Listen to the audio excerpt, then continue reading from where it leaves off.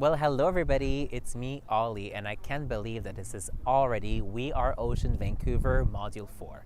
So in the past modules, we've learned about ecosystems. We've learned about how ecosystems and the forests here in British Columbia are connected to the ocean. We also have learned about how human activity since colonization has impacted the lifestyle and the rights of our local Indigenous people and of the ocean health. For this episode, we are about to meet Cease at Maplewood Flats. This place is very special because it was once inhabited by local Indigenous people and by many local species. But this place has been very polluted because of colonization, and Cease is going to tell us what happened on this land. Hatsquile eich tenoyap, toitstanat quien shaman, Cease quien sna. I'd like to welcome you to the saltwater inlet that is part of the Tsleil-Waututh and Squamish territories, and we are looking out in our background here at the saltwater inlet known as Burrard Inlet. And and it's a place that is predominantly occupied by the Tsleil-Waututh people, and they are the neighbors of my people, the Squamish. And so this spot that we're standing at is an incredible spot that is a mud flats where a lot of shellfish used to get embedded into the sand, and there probably still is a lot of shellfish here, but they're not edible anymore. So through industry intervening over the last 100 years, we have the Imperial Oil Company farther down at a town called Ioko, which is the Imperial Oil Company. They named a town after this oil company. And then as we come west along the inlet, we hit Kinder Morgan, which is now an entity belonging to Canada, a pipeline that belongs to Canada. And then further behind me is the Shell oil and gas station terminal. And so that terminal alone, the Shell station, has been leaking gas into this inlet for over 10 years. And despite all the work that scientists are doing here and anything that any professional pipe fitter is doing, they can't stop the leaking of the gas into the inlet. So I wanted to show a bit of this context and talk about, we're going to talk about decolonization today and what that means. And what we can see behind me is a very colonial perspective of an inlet that not that long ago was very rich and filled with shellfish that we could eat, and wild animals such as seals and otters, sea lions, and of course the fabulous killer whales that no longer come here to give birth to their babies. And for centuries that was their habitat, this beautiful, prestigious inlet that is quite a perfectly safe environment for the wild whales to come in and give birth and raise their babies. So for the rest of the module, I'm going to spend time asking Cease some big questions that you may have at home or at school. The first part of my Q&A at Cease will be about what is decolonization and what is an Indigenous plant.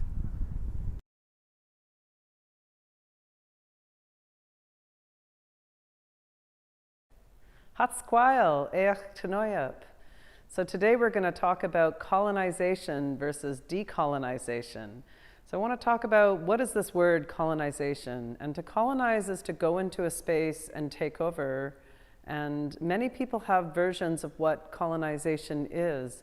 For Indigenous people, it is about how we have lived in a place for thousands of years and worked with our environment and lived in harmony.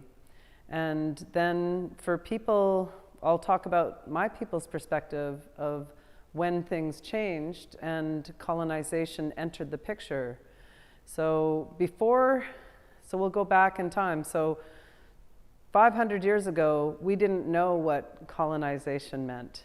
And it's possible that it was happening, but we never had a word or a term for it. And then fast forward to 200 years ago, when the first tall ships started to appear in these waters from the Pacific Ocean through the Salish Sea into the waters surrounding Vancouver. So when those ships first arrived, it was all forest here, and there were gigantic cedars that were 1,600 years old and fir trees that were about 3,300 to 3,600 years old. So very ancient forest, and forest that was intact from the Ice Age. And so when the settlers started to come in from Europe, they started to claim spaces as their own and take them as their own, which changed the whole environment here. And trees were cut down, and Indigenous people were told to move, and essentially our whole way of life was turned upside down. So for myself and other Indigenous people, the terminology around colonization is about taking our way of life that was centuries old and harmonious and changing it to a place where we no longer had a say in what was happening in our world and in the village sites that we occupied for centuries, and as well as the places that we would hunt and fish and hang out, and places that we put traditional names to so that we could talk about it. And some of those village sites around this inlet are Hwai Hwai, and Hwai Hwai means sacred mask. So that was a village site where people came to train to be mask dancers. And that was in Stanley Park. And then if you come a little farther down the inlet, there's another place by the Second Narrows Bridge in a park that's now known as New Brighton Park, and our name for it was Canamote. And Canamote means to appear and to stay for a while and then to disappear or return from where you came. And so that was about two people that appeared there maybe a century or two ago, and they looked kind of like us. They were Indigenous, but they spoke a slightly different language. And when they did speak, there were words we found that connected us, so we were able to communicate enough to know they were Indigenous people that came to observe and not change anything. They just wanted to know who we were. So in that case, that is a very friendly gesture, and it's about traveling and observing, but not changing and altering anything. And the only thing that got altered was the name of that site. So we remember that for centuries ahead, that we can tell our people that something important happened there. And then you go further down the inlet to a place not far from here that is now known as Kate's Park, and that was known as Wei-Awitchin. And Wei-Awitchin in the Tsleil-Waututh language, which is part of the Hunkaminam dialect, means to face the wind. And so when people would go fishing or gathering berries, they would use that wind and the sun, all that natural radiant power to dry their berries and to do food processing in a natural way. And so that is a very good example of a very natural way of living and a very respectful and harmonious way of living. And so then things changed, time was altered, and when settlers came in, they were moved out of these village sites. And why that actually happened was that for almost, I would say almost 20 years before we saw the settlers arrive on these big ships and other boats, blankets that were infected with smallpox were sent ahead and traded with many Indigenous people. So when it arrived here, it had already wiped out a village that had more than 10,000 people. In a matter of months, it was decimated down to about 170 members of that community left. And so they didn't have many people, and when the settlers came in, there was more of them, and they forced them to live in a smaller part of their traditional land base. And so those became known as reserves or reservations. And they were designed for people to live on and be kept there, where they had to have a pass to leave, they had to have a number assigned to them, and eventually the residential school came in and forced a different style of education on them. So with that is an example. Those are some examples of what colonization becomes when you have your own knowledge working about learning how to hunt and fish and canoe and to live with, coexist with animals to the point that they're not afraid of us, but they also don't necessarily interact with us, but we have a respected harmony together. And with the ships coming in and these newcomers coming and telling us how to do things, that becomes a very colonial mindset. So now things have changed, and we fast forward to the present time where Indigenous people are really not happy with the way things have been for the last 200 years in these shorelines of the Pacific Northwest coast. We really want to go back to our traditional ways of living off the land and in the water, and having respected communication with the natural world beings. And some of our people have very special talents where they can communicate with the animals, all animals, and they are no longer able to do that because everything has a rule and it has a system that doesn't work in a natural world setting.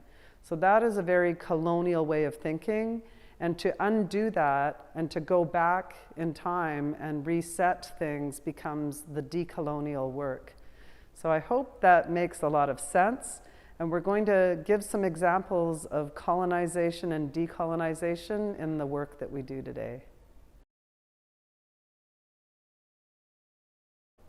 So an indigenous plant is a plant that comes from a place and has lived there for centuries. There are also plants that are endemic, which means they only exist in one spot. So with the Pacific Northwest coast is a really wide space, and in that space there are very common indigenous plants that you will find throughout that. And some of those examples are red huckleberry and wild plum, Oregon grape, maple trees, cedar trees, alder trees, and so on. So there are literally hundreds of types of indigenous species that have grown from the very smallest plants like wild ginger and mosses and little ferns to bigger plants that are herbaceous and shrubbery kind of plants to trees that become large, and then other trees that become giants. So for that example, we can go from the mosses and ferns and different herbaceous plants, also like kinnick that grow low to the ground, and then you start to go a little bit higher and you might see some wild rose plants that get about, I don't know, my shoulder height, so 4 to 5 feet high. Then you might find some salmonberry plants that become shrubs because they get up to 30 feet high. And that keeps going with elements like I mentioned, the alder trees and the maple trees. They get about 40 to 50 feet high. I think that cottonwoods get about 70 to 80 feet high. And then you get the coniferous trees like the cedar, the fir, the spruce, and the hemlock. And those trees can get about 100 to 120 feet high, and they are the largest ones, and they live the longest.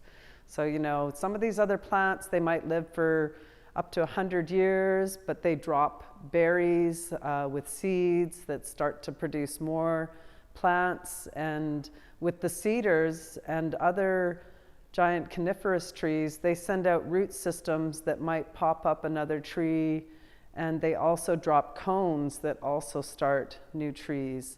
So everything has a reciprocal energy that pays forward, whether it's through seeds or rhizomes and root systems. The cones, like I said, have seeds in them, so that's another seed-based plant. But mostly indigenous plants are plants that have coexisted in a place for centuries upon centuries. And then we have a different type of plant that starts to become introduced. Can I share a little bit about that? Yes. So those plants that come later that are introduced are they're not endemic nor indigenous to an area. And some of those plants become very prolific very fast, and they become known as invasive species.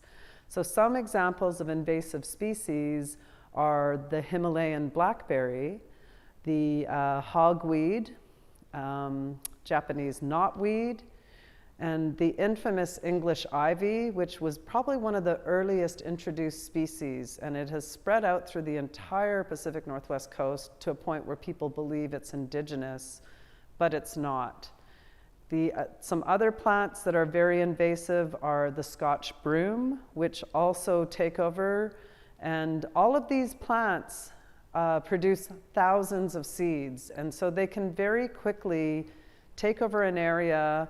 And for example, ivy, which can crawl under the forest and not be seen because it's growing in the mosses and other plants it's covered by, and then it'll get to the base of a 1,600-year-old cedar, and then within 2 years it wraps its root systems around there, and it can kill a 1,600-year-old cedar within 2 or 3 years. So this becomes apparent why it's an invasive species. It's not something that normally lives there, but the conditions are similar to what it's used to, and it adapts very easily and starts to take over.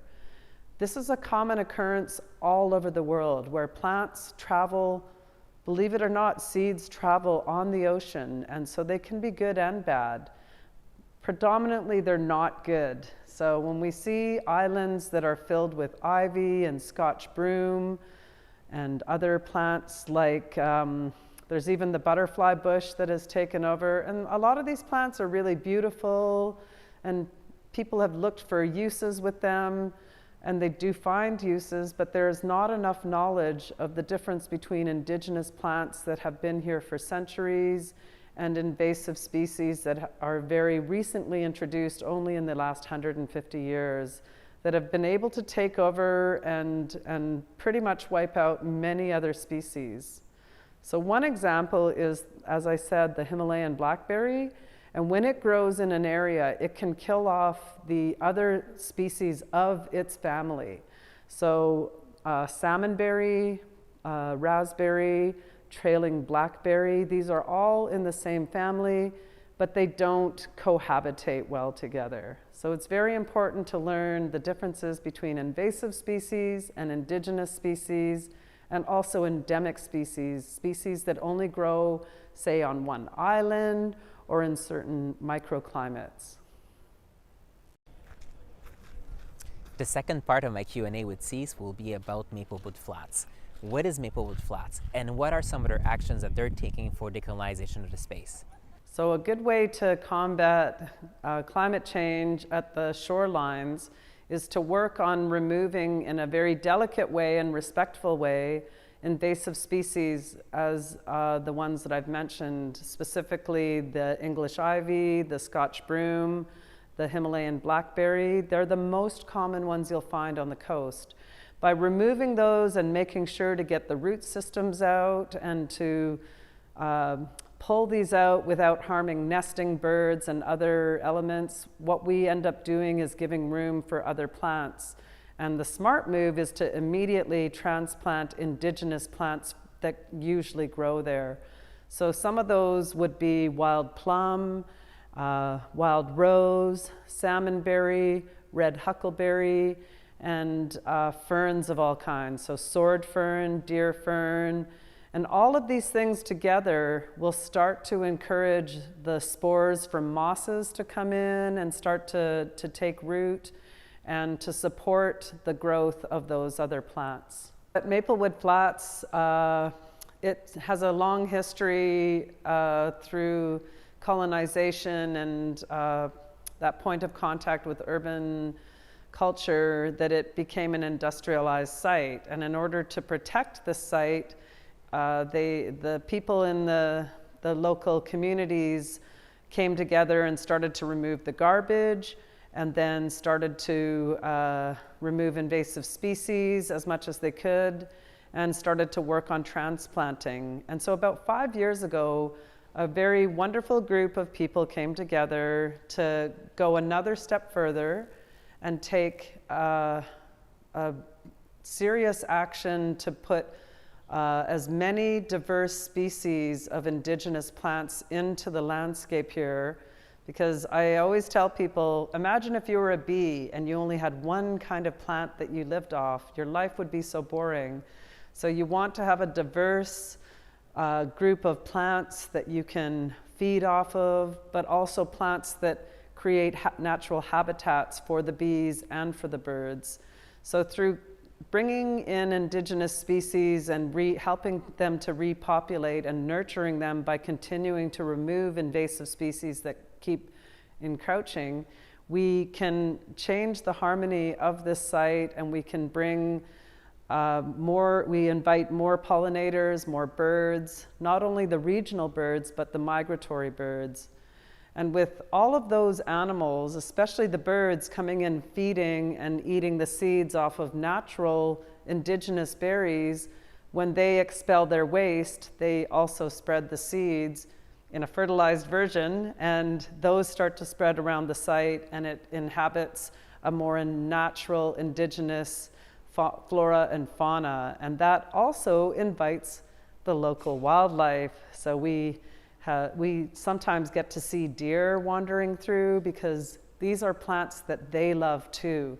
They like to nibble on lichens and little bits of natural greens, and they like to nestle in amongst wildflowers and become a little bit camouflaged by their surroundings. Then people don't see them as much, and they get to enjoy a lot of time.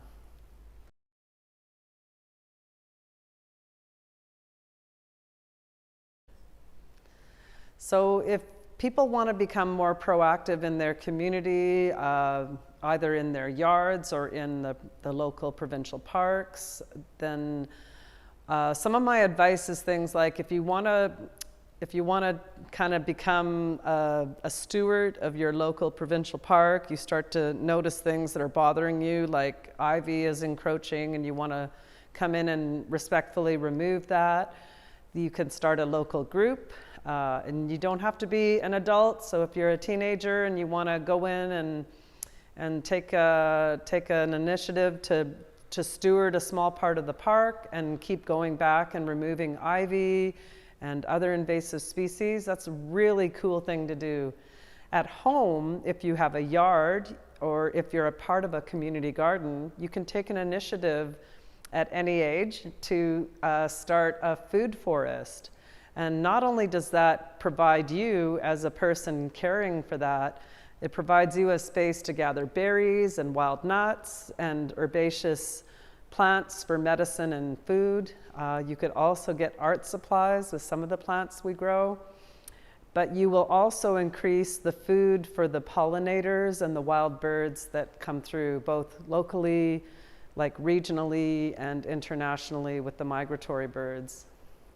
So when we do this kind of work in our communities, and especially those of us that live close to the ocean, what we start to do is encourage a healthier shoreline, and the wild animals like ducks and seabirds, and of course some of our favorite birds that we see all year round, the robins, the hummingbirds, they start to find habitats even within our little food forests. And for example, say you've planted a variety of coniferous trees and deciduous trees, you might be lucky and find a couple of nests in there, and they might belong to hummingbirds or flickers or robins. And so these are, if you're a bird watcher, or even if you're not but you want to learn more about birds, This is a really good way that you can interact with wildlife by creating essentially an environment that will encourage wild animals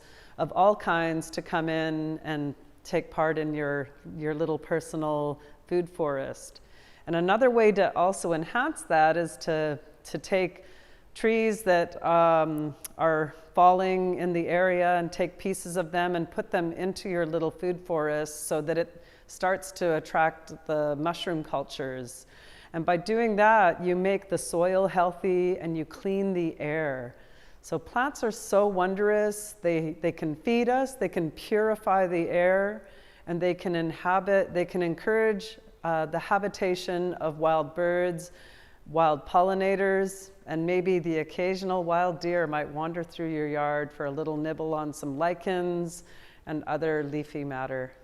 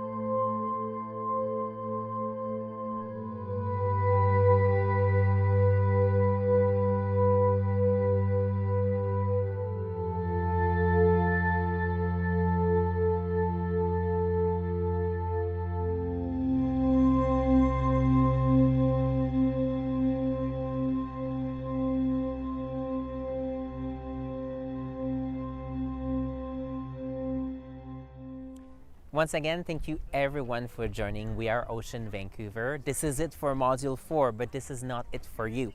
First, I would like for you to post on our app some of the initiative that you can do at home or at school to do some decolonization practices in your own communities.